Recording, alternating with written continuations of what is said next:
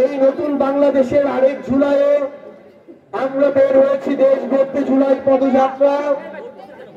আজকে আমরা সংগ্রামের বিপ্লবের সুন্দরের রাঙামাটিতে এসে উপস্থিত হয়েছি। আমার সংগ্রামের সহযোদ্ধারা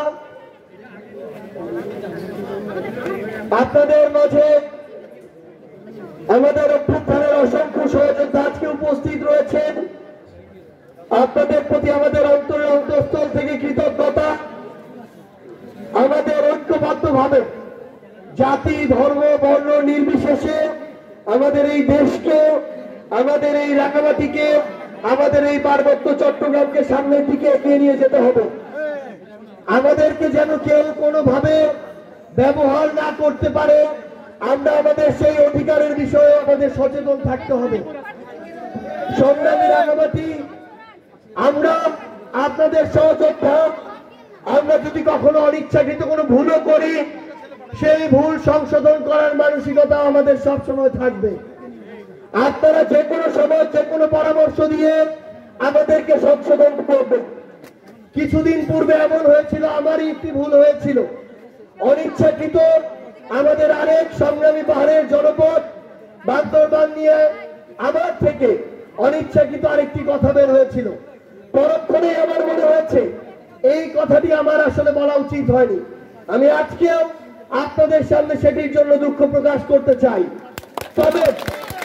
তবে একটি গুরুত্বপূর্ণ বিষয় হচ্ছে, আমাদের এই রাষ্ট্র কাঠামোতে, আমাদের এই আমলাতন্ত্রে, আমাদের এই বিভিন্ন বাহিনীতে একটা কালচার আছে, একটা চর্চা আছে যে কেউ যদি কোনো জায়গায় অপরাধ করে, কোন দুর্নীতির সাথে সম্পৃক্ত থাকে, কোন সরকারি কর্মকর্তা কর্মচারী আমলা, তাকে পানিশমেন্ট পোস্টিং হিসেবে পার্বত্য চট্টগ্রামে, উত্তরাঞ্চলের নীলফামারী, লালমনিরহাট, পঞ্চগড়, ওইদিকে ভোলা, এইসব জেলায় পাঠিয়ে দেওয়া হয়।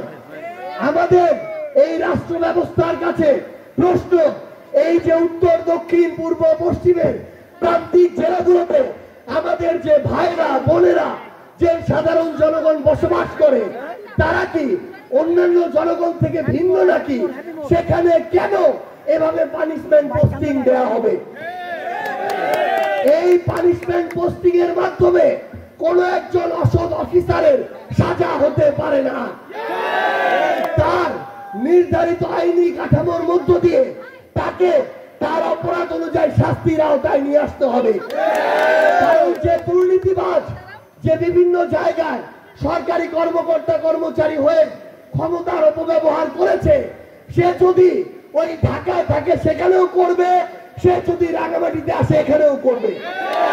এই জন্য আমরা কোন দুর্নীতিবাজ থেকে শুরু করে যেসব আমলা, সরকারি কর্মকর্তা কর্মচারী কিংবা অন্য যে কেউ এই ধরনের ক্ষমতাকে অপব্যবহার করবে, তাকে আমরা বাংলাদেশের কোন জায়গায় জনগণের সেবক হিসেবে চাই না। তারা যতটা না জনগণের সেবক হয়ে ওঠে, তার চেয়ে বেশি সুযোগ পেলেই জনগণের শোষক হয়ে ওঠে।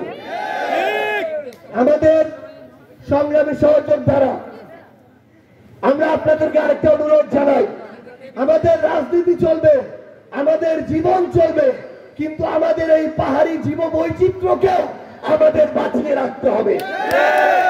আপনারা সংগ্রামী, আপনাদের রক্তে সংগ্রাম, আপনাদের শরীরের জিনে সংগ্রাম, আপনাদের মনে রাখতে হবে আপনাদের এই লড়াই সংগ্রাম, আপনাদের এই জীবন, আপনাদের জীব বৈচিত্র্য পাহাড়ের সাথে ওতপ্রোতভাবে জড়িত। এই পাহাড়কে কেউ যেন ব্যক্তি স্বার্থে, পারিবারিক স্বার্থে ব্যবহার না করতে পারে। এই পাহাড়কে কেউ যেন সাময়িক আপনাদেরকে সুবিধা দিয়ে আপনাদের এই পাহাড় থেকে শুরু করে আপনাদের জীবনযাত্রাকে ব্যাহত না করতে পারে।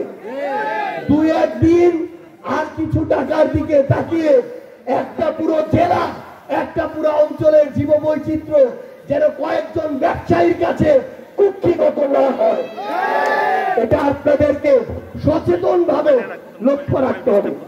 সংগ্রামী সহযোদ্ধারা, আরেকটি অনুরোধ আপনাদেরকে জানাই, আমাদের যদি যে কোনো কথা বা কাজে ভুল হয় আমরা সংশোধন করে নিব, কিন্তু কথার সাথে কথার লড়াই হতে পারে, কথার সাথে কখনো গায়ে হাত দেওয়ার, মঞ্চ আগুন ধরিয়ে দেওয়ার, ব্যানার পুড়িয়ে দেওয়ার লড়াই হতে পারে না। এগুলো ফ্যাসিবাদী চরিত্র।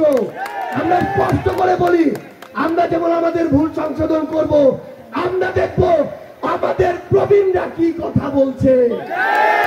আমাদের প্রবীণরা যদি কথায় কথায় আমাদেরকে সমুদ্রে ভাসিয়ে দেওয়ার কথা বলে, কথায় কথায় আমাদেরকে বিভিন্ন ভাবে ছোট সহ্য বলে তিরস্কার করে, তাহলে আমরা বুঝে নিব তাদের থেকে আমাদের আর শেখার কিছু নেই।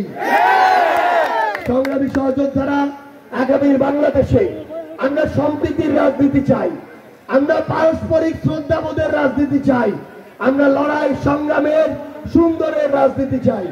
আপনাদের সাথে আমাদের সবার আবার ঐক্যবদ্ধ ভাবে দেখা হবে।